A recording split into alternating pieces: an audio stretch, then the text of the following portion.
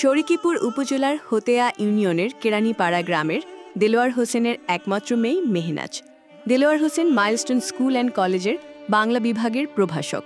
তবে বিমান বিধ্বস্তের ঘটনায় মা বাবা প্রাণে বেঁচে গেল তৃতীয় শ্রেণীর ছাত্রী মেহনাজ আক্তার হুমায়রার মৃত্যু হয়। সোমবার রাজধানীর উত্তরায় বিমান বিধ্বস্তের এই মর্মান্তিক দুর্ঘটনা ঘটে। রাত 2:30টায় হুমায়রার মরদেহ বাড়িতে নিয়ে আসা হয়।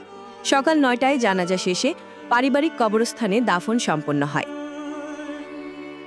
শরীয়তপুরের ভেদরগঞ্জ উপজেলার ডিএমখালী মাঝিকান্দি এলাকার আবুল কালাম মাঝি ও জুলেখা বেগম দম্পতির ছেলে আবদুল্লাহ শামীম থাকত ঢাকার উত্তরা দিয়াবাড়ি খালপাড় এলাকায়। ভাই বোনদের মধ্যে সবার ছোট শামীম। আগে মাদ্রাসায় পড়াশোনা করলেও পরবর্তীতে তাকে উত্তরা মাইলস্টোন স্কুল অ্যান্ড কলেজে 6ষ্ঠ শ্রেণীতে ভর্তি করা হয়। চিকিৎসাধীন অবস্থায় রাতে 11টার দিকে মৃত্যুবরণ করে শামীম।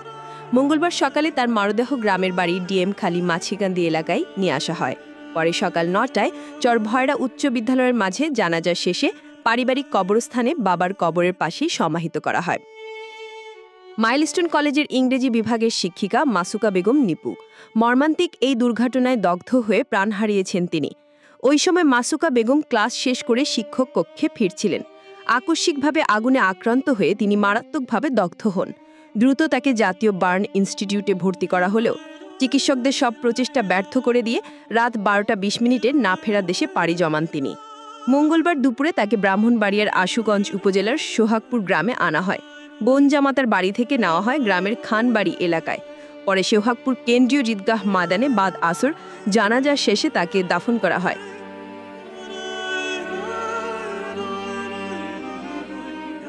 বিমান বিধ্বস্তের ঘটনায় জীবন দিয়ে অন্তত 20 শিক্ষার্থীর প্রাণ রক্ষা করেছেন শিক্ষিকা মাহিরিন চৌধুরী।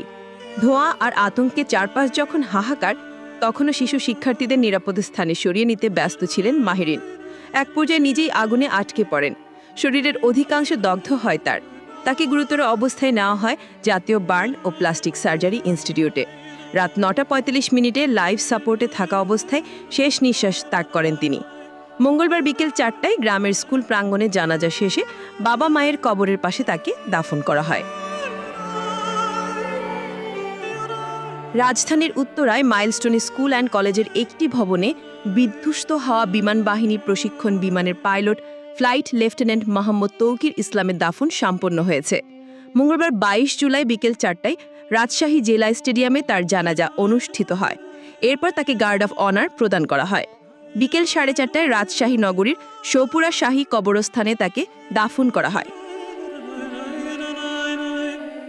দেশের আরও খবর জানতে সাবস্ক্রাইব করে চোখ রাখুন গ্রিন ভিউ ইউটিউব চ্যানেলে।